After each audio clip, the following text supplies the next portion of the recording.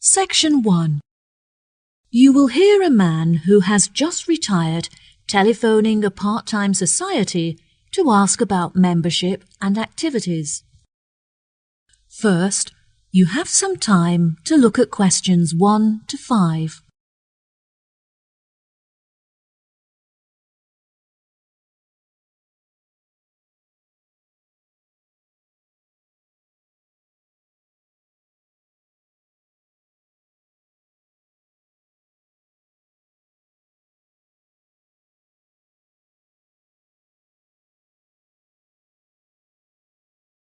You will see there is an example that has been done for you. On this occasion only, the conversation relating to this will be played first. Hello, this is the Leighton Society. How can I help? Oh, hello. I'm just phoning you because I'm interested in becoming a member of your society, and I was wondering if you could give me some more information. The name of the society is Leighton, so Leighton has been written in the space. Now we shall begin. You should answer the questions as you listen, because you will not hear the recording a second time. Listen carefully and answer questions 1 to 5. Hello, this is the Leighton Society. How can I help? Oh, hello. I'm just phoning you because I'm interested in becoming a member of your society, and I was wondering if you could give me some more information. Of course. What would you like to know? Well, first of all, I'd like to know where you hold the club meetings, as I'm not very mobile anymore, and I'm looking for somewhere that's within walking distance of my house. Are you still down at the old boathouse? No, we moved away from there a while ago. Meetings are now held at the clubhouse. Oh, brilliant. That's only 5 minutes from me. Do you require members to have any skills or experience? No, there is no experience required. We have plenty of female singers and actresses, but we don't have many men who can play the male roles. We are looking to resolve this, and are especially interested in recruiting male actors and singers. I've never sung professionally, but I'm very keen on it, and I've been told that I'm talented, so I think this would be a good fit. Do you organise coaches to transport members to practice at the theatre? Unfortunately, the club does not have sufficient funds to organise transportation, though this is something we are working towards. We are currently looking for members who can drive so that we can organise car sharing. Members who are able to shuttle people in their cars will obviously be compensated for their petrol usage. I don't drive, but I'd be happy to contribute some money in order to use the shuttle services. Yes, that is no problem. Are you aware of when the meetings take place? No, I couldn't find the meeting times on your website. We hold meetings from 6 to 8 p.m. every Tuesday. Ah, that's lucky. I go to a debating club every Wednesday, so I'm glad that it's on a different night so I can attend both. Do you operate year-round? We used to close during December for the Christmas period, but we found that a lot of members wanted to continue their practices during this time. We operate for most of the year, but we do, however, close for August because the weather gets so hot that we are unable to practice comfortably. This may change when we have enough funds to operate the air conditioning. Before you hear the rest of the conversation, you have some time to look at questions 6 to 10.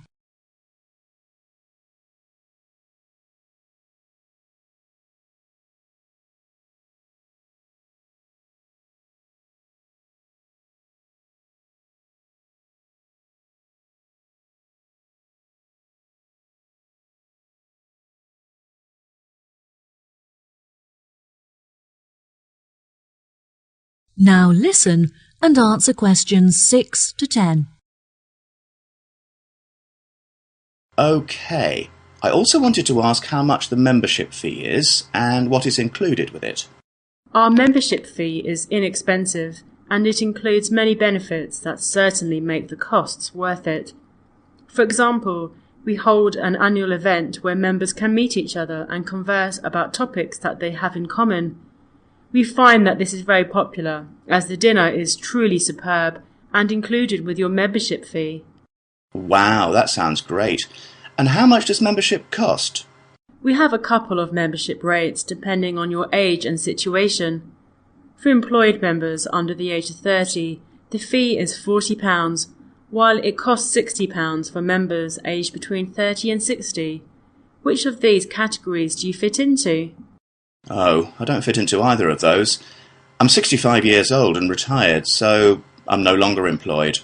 That's no problem at all. You qualify for the lowest price membership fee of £25, which applies to those who are either unemployed or retired. Wow, that's really affordable. I was thinking of bringing my grandson along to some of the practices, so what would the membership cost for him? He's 14.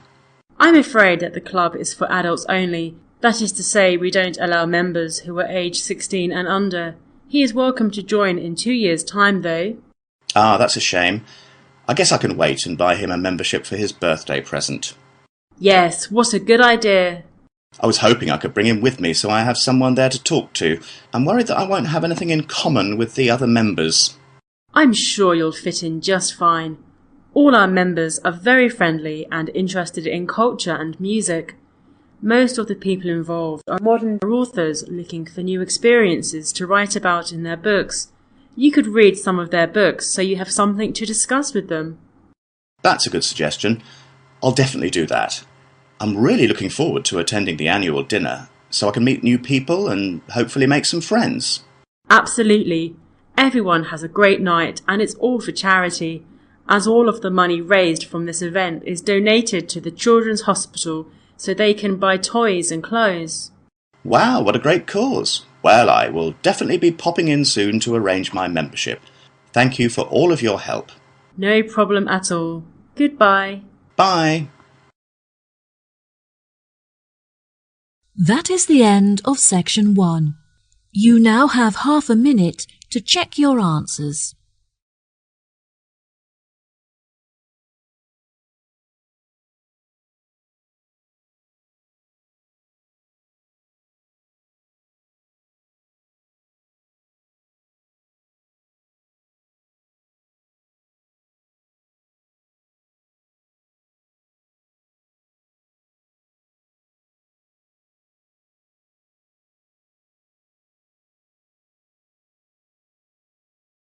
Now turn to section 2. Section 2. You will hear a part of a talk given by a director of a train station.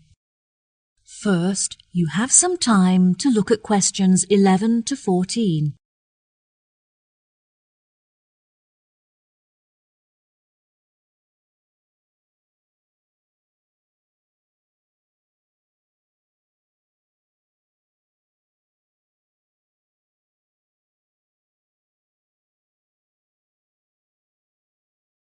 Now listen carefully and answer questions 11 to 14. Hello, and thank you for attending this meeting. I have called it to discuss station matters, as there have been a number of changes made, and I want to ensure that you are all filled in. Well, as I'm sure you will all have heard, there are plans underway to make some alterations to the station complex. Though we did the reconstruction work that occurred last year, from the data collected this year, we have learned that our station is too small to cope with a large number of visitors passing through it on a daily basis. However, relocation is unnecessary, which means you, our staff, will be unaffected and can continue with your work as normal. We have decided that our only option is to make the area bigger by building new platforms and new facilities, such as cafes and lounge areas. We have already purchased the site on which these new facilities will be constructed. We had initially planned to build on the site of the old industrial buildings. However, tests carried out on the soil and water showed that it was too highly contaminated with waste from the industrial processes. Instead, we have purchased the site just across the road, on which there used to be a lot of houses that were later converted into shops. These buildings will, of course, be demolished to make room for our new facilities. What is going to be built on this new site? I see you thinking to yourselves. There have been a lot of ideas put forward by all the parties involved. Initially, the station had planned to use the site as a car park. However, we decided this would be a very unsatisfactory way to occupy the space. Instead, we have hired an architect who has an exciting vision to transform the site into a large leisure centre complete with cafes, shops and a lounge where visitors can relax. We hope that this new complex will attract many visitors, not just from the station but also from the apartment blocks in the nearby town centre. As part of the construction works, we are also going to create new formal gardens where visitors can enjoy the greenery and sit outside in the fresh air. The new leisure complex will be located to the right of the shopping district, so these formal gardens will serve as a meeting place for pedestrians. Before you hear the rest of the talk, you have some time to look at questions 15 to 20.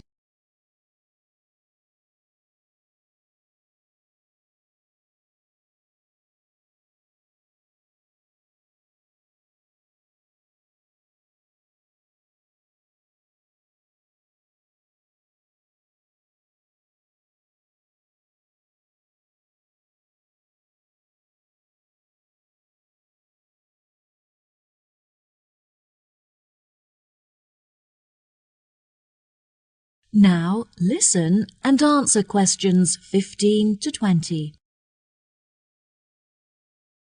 Now, I'm delighted to be able to introduce you all to the plans for our new complex, so if you could please focus your attention on the maps in front of you. We will start at the main entrance and make our way towards the cafe, which is located behind the wall that we can see directly in front of us, just next to the rear entrance. In this position, the cafe is obscured from the entrances, which will keep the space warm and also create an intimate atmosphere. Once visitors arrive at our station, they often need further transport in order to reach their homes. Therefore, we have introduced a taxi rank with its own waiting area.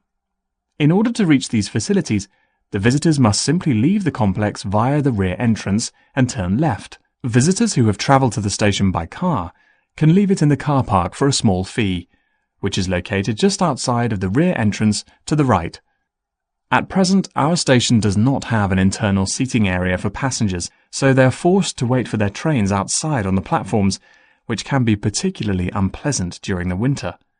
We have, therefore, decided to introduce a passenger waiting area inside the new complex to the right of the rear entrance, with comfortable seating where passengers can pass the time comfortably in the warmth. As this space is a distance away from the station, we have also proposed a waiting area for wheelchair users that is closer. As visitors enter through the main entrance, this space will be located behind the wall to their left. Finally, we have also decided that it would be a great idea to introduce a new tourist office, where visitors can get maps and information on our wonderful town. We want this new office to be easily accessible, so visitors entering through the main entrance will find it directly to their right. Now, I think that's all I have to tell you. Please feel free to ask any questions if you would like to know anything else. That is the end of section 2. You now have half a minute to check your answers.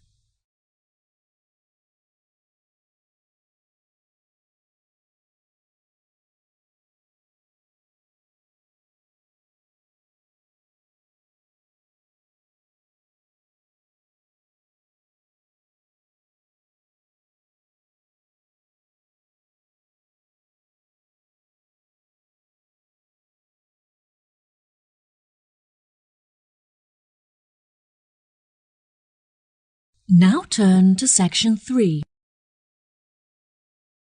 Section 3. You will hear 3 students discussing an experiment they're interested in. First, you have some time to look at questions 21 to 25.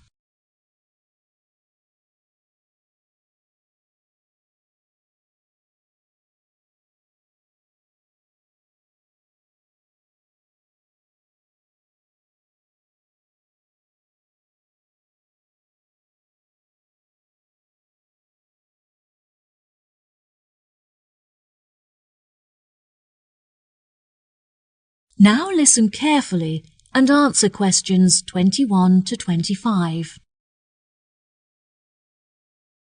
Oh, hi Jen and Irene. Are you two heading to class? Hey, Bill. Yes, we're just walking there now. We're a little bit early, but we wanted to prepare our apparatus for the experiment. Do you want to walk with us? Yes, sure. It'll be good to catch up. How is everything going with your experiment? Have you decided what your test subject is yet? It's going really well, and we're conducting the test as laboratory partners. We've decided to test the effects of gravitational force on a series of objects with different densities. It's interesting, but it's a lot of work. I've been planning the experiment for the last 2 weeks, and I only finished yesterday. Gosh, Irene, I'm really impressed by how hard-working you are. I enjoy chemistry so much that it doesn't feel like work. Whenever I have some free time at the weekend, I spend it in the laboratory working on it. It almost feels like a second home to me. How about you, Bill? Who is your laboratory partner? The tutor partnered me with Kim. At first I was worried because I've never worked with him before, and I was worried that he wouldn't be very good at laboratory work. But actually, he's very capable. I've noticed that he's always very well dressed. Yes, he's very stylish, and we share the same tastes in clothes. That doesn't stop him from getting his hands dirty, though. He's a very hard worker and makes a significant contribution, which I'm really grateful for. It's good that you get on well with your partner. It makes the experiment so much more enjoyable when you work well together. What do you think of the other people in our group? A lot of the boys are really good at maths, which is really helpful with all the calculations we have to do. Irene is good at maths as well, which makes her contribution really useful because she can do all the equations. I take care of all the writing because Irene finds that difficult. We'd probably fail without each other's help. That's true. I'm so glad that we're nearly finished. Only because you finished the data analysis. Oh, Jen, you give me too much credit. I'm so glad that I didn't get partnered with Linda again. Jen and I were grouped with her for our last experiment, and it was a nightmare. Yes, she always submitted her work on time for the group work, but she never had her phone on her, so it was impossible for anyone to keep in touch with her and vice versa. Her attitude was pretty annoying, but in all fairness, she was a very hard worker because she realized the amount of work needed to get a high score. Jen is such a hard worker. In fact, she has been invited to work on the professor's personal project. Wow, that's amazing. Well done. Why were you picked? I thought he would pick one of the students that he's closer to, but he told me he was impressed with me because I always complete reading the assignments in time for class. I bet you'll be really popular among the other students when they find out. They'll all want to hear about the project. Before you hear the rest of the conversation, you have some time to look at questions 26 to 30.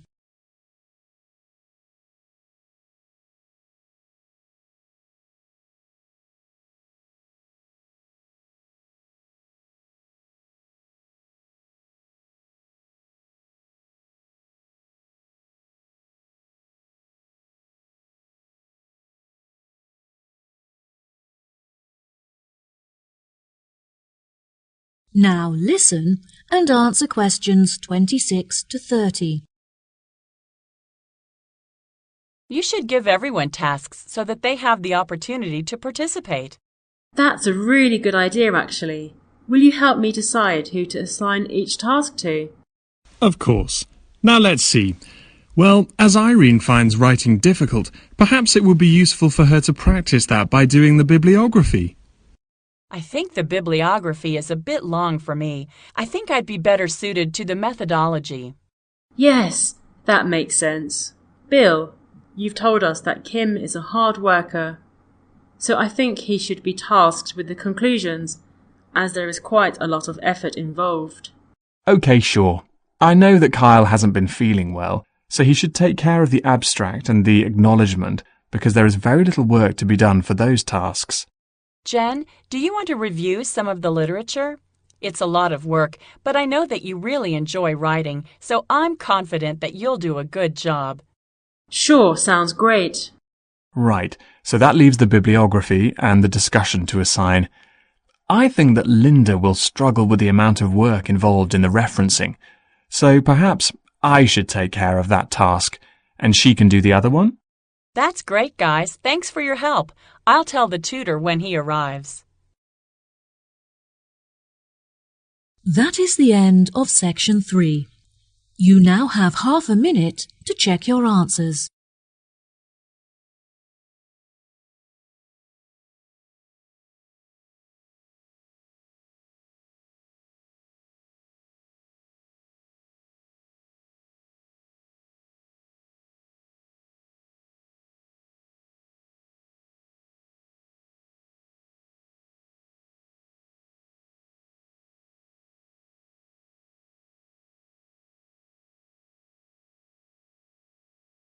Now turn to section 4. Section 4. You will hear a talk on research in nanotechnology. First, you have some time to look at questions 31 to 40.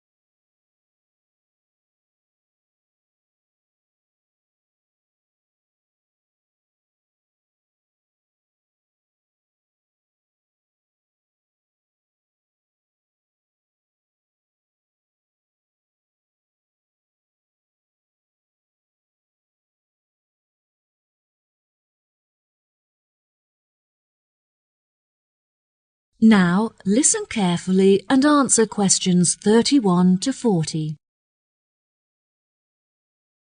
Good morning, everyone. Welcome to the second lecture in our series on modern technology. Today I'll be discussing the recent developments in nanotechnology in addition to its applications in a number of environments, such as domestic and medical. First of all, I'd like to begin with a short explanation of what nanotechnology is.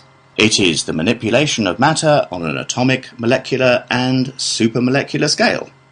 Because of its limitless applications and uses, the government has invested billions of dollars into the research and development of nanotechnology in order to explore its potential. It is only recently that we have been able to engage in the development of nanotechnology, since the particles are so minuscule that a new type of microscope had to be invented to enable us to see them. Many of you may not realize that we all use nanotechnology in our homes as a part of our daily lives. For example, a new dietary supplement uses nanotechnology in order to help our body to absorb iron from our diet more efficiently, which can help to prevent anemia. This technology also makes it easier and cheaper for factories to produce foods such as chocolates, as the nanomolecules help the food to meet our recommended daily intake of certain vitamins and minerals. This may sound odd, but in fact it just means that the food is healthier and cheaper and has increased flavour. Another application for nanotechnology is in the agriculture industry. In the past, farmers have been using many artificial chemicals to fertilise the soil, which is extremely bad for the planet, as it contaminates the water that we drink. By using nanotechnology, scientists have been able to develop a spray which increases the efficiency of fertilizers that occur naturally in the soil. This means that a lot more food can now be produced per square hectare, making it cheaper and more efficient to grow without harming the planet. One of the industries upon which nanotechnology has had the biggest impact is the production of pharmaceuticals. One of the most commonly occurring illnesses is food poisoning, as many foods have naturally occurring contaminants that can be harmful if eaten without being thoroughly cooked. Nanotechnology makes it possible for us to sterilize the food and make it safe to eat by killing these bacteria. A major success in the use of nanotechnology in the medical field is in the treatment of cancer. Researchers have found that they can attach medicine to nanoparticles, which are then injected into the body and enable the therapeutic drugs to be absorbed into the veins. These drugs then travel throughout the blood system and target cancerous tumours.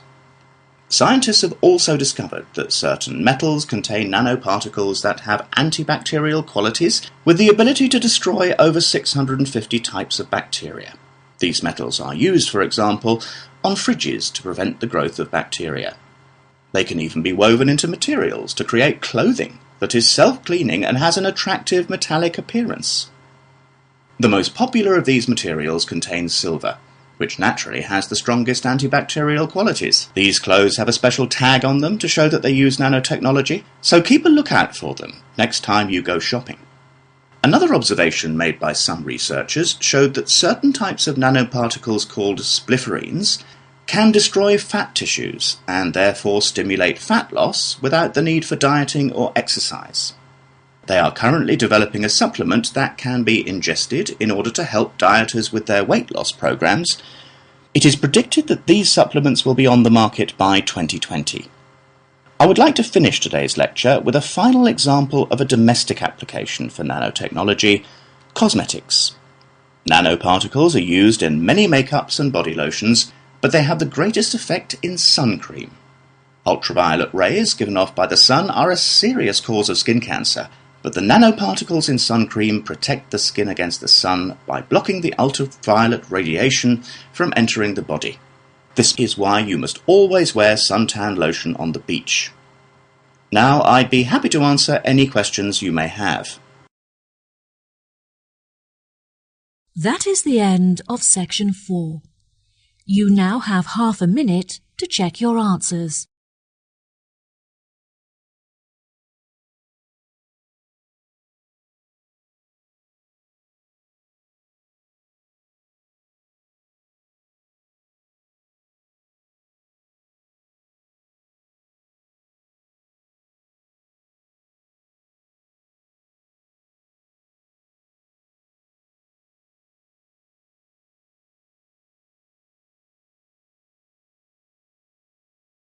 That is the end of the listening test.